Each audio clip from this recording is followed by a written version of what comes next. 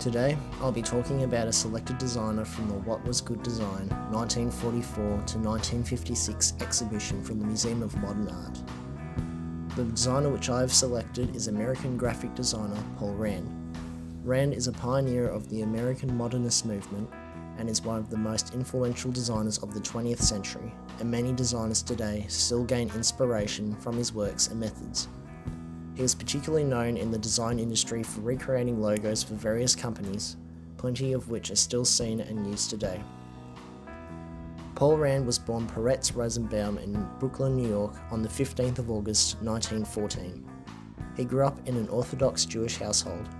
He had already gained a great sense of making art during his childhood years. He put his creative talents to great use, which included helping paint his father's grocery store, as well as creating different artworks for various events at his school. However, the Orthodox Jewish community weren't so much in favour of any creation of images that can be worshipped as idols.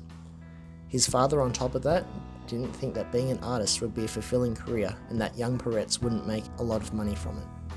Eventually, his father allowed him to take some night classes at the Pratt Institute in Brooklyn, where he studied from 1929 to 1933. Although he spent 4 years at the Institute, he claimed to have learnt nothing while he was there. A lot of his design knowledge was actually self-taught. He also tried studying in other schools such as the New School of Design, now known as the Parsons School of Design, as well as the Art Students League. He spent a lot of time reading books, which led him to finding 2 European graphic design magazines, Commercial Art and Gebrauchsgrafik, discovering the works of designers who had become his early inspirations, such as French artist and typeface designer Cassandra and Austro-Hungarian Bauhaus designer Laszlo Moholy-Nagy. In the early to mid-1930s, he began his first job as a part-time stock image creator for various magazines and newspapers through a small syndicate. He wasn't too interested in what they produced, but he still gained a good level of experience as a working designer and learnt more useful techniques than what he did at Pratt.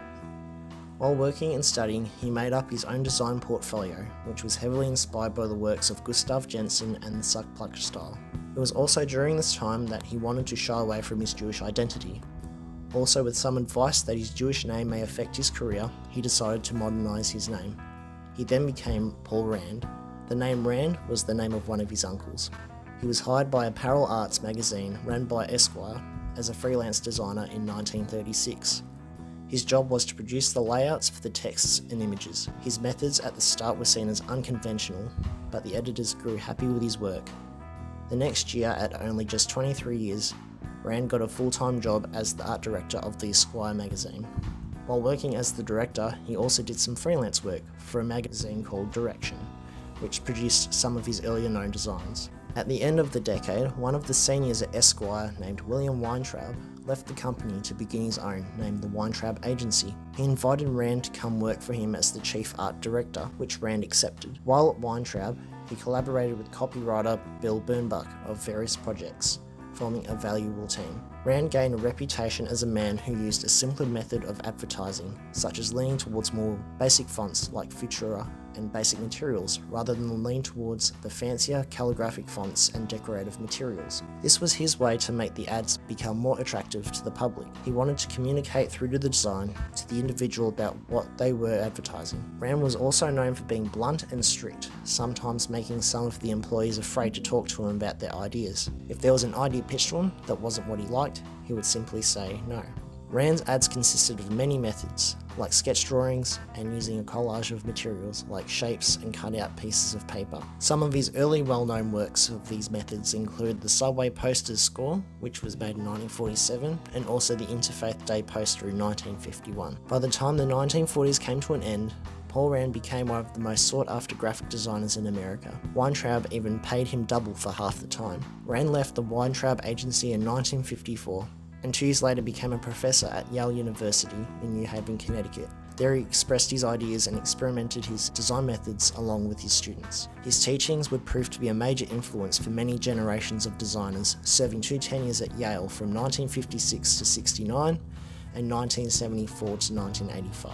Over the next 30 years, Rand would be known for creating some of the world's most recognisable corporate logos. In 1956, he recreated the logo for IBM. Using a stronger typeface he made called City, he made additional adjustments to the logo in 1972, making the same logo out of stripes. Rand wanted to establish a better sense of unity and to suggest speed and dynamism. In 1959, Elliot Noyes, who got Rand to recreate the IBM logo, worked with the electric company Westinghouse to improve their visual identity. Noyes asked Rand to help out once again and gave the logo a more modern look in 1960, a logo which has since been unchanged. In 1961, UPS asked Rand to also help with their visual identity. Rand created a more simplified version of the current logo at that time and added a bow-tied package above the shield. It was the only final design he presented to them, as he felt that showing too many designs showed a position of weakness. The design stood for 42 years until UPS wanted another upgrade to their visual identity. In 1962, the ABC asked Rand to redesign their logo. In the few years prior, the logo had kept a circular A word mark on their logo. Rand kept the feature, used a sans serif typeface, and put a black circle behind it. There have been many versions of Rand's designs featured, but have all mostly kept close to the original design. In 1972, Rand was inducted into the New York Art Directors Hall of Fame for works and services within the design industry. One of Rand's later creations was the logo for Next in 1986. Next, a computer company, was created by Apple founder and visionary Steve Jobs. You can say Rand took it to the next level and made a 100-page book of his process of his ideas, concepts, and all the way to the final design. Steve Jobs was heavily impressed with Rand's way of working and once said that Rand was the greatest living graphic designer. Paul Rand died of cancer on the 22nd of November 1996, leaving behind a design legacy for many generations to come. The work of Rand's that was shown in the What Was Good Design exhibition was a work called Abacus, which was an imprint of an exposed wood and wire abacus onto a photogram.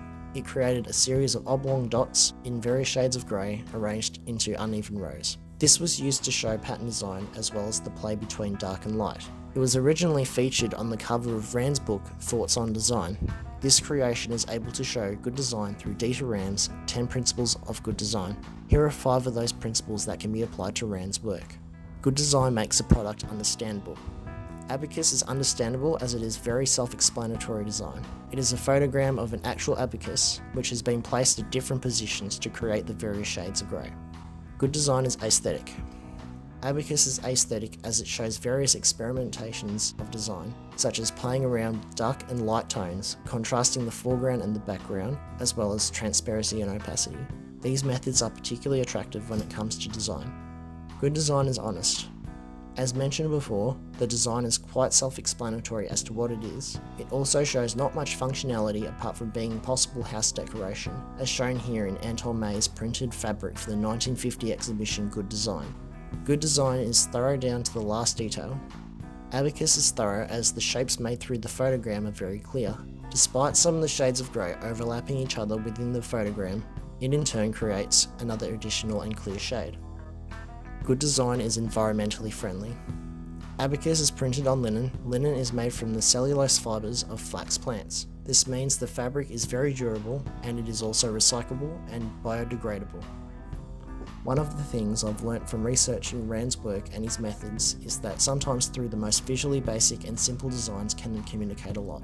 Through staying honest to its design and being aesthetic, the design can certainly appeal to others. I've always shown appreciation for minimalist design, and have tried to lean towards minimalist design when working on various designs for assignments. I try not to be too complex with my designs, keeping them simple to form. I try using contrast and colour relationships to help give my designs an attractive look. With my art, however, sometimes I can keep it simple, sometimes I can't. With my future designs, I will try to go by as many of Dieter Rams' 10 principles as my methods will allow, so I can create what can be used as good design.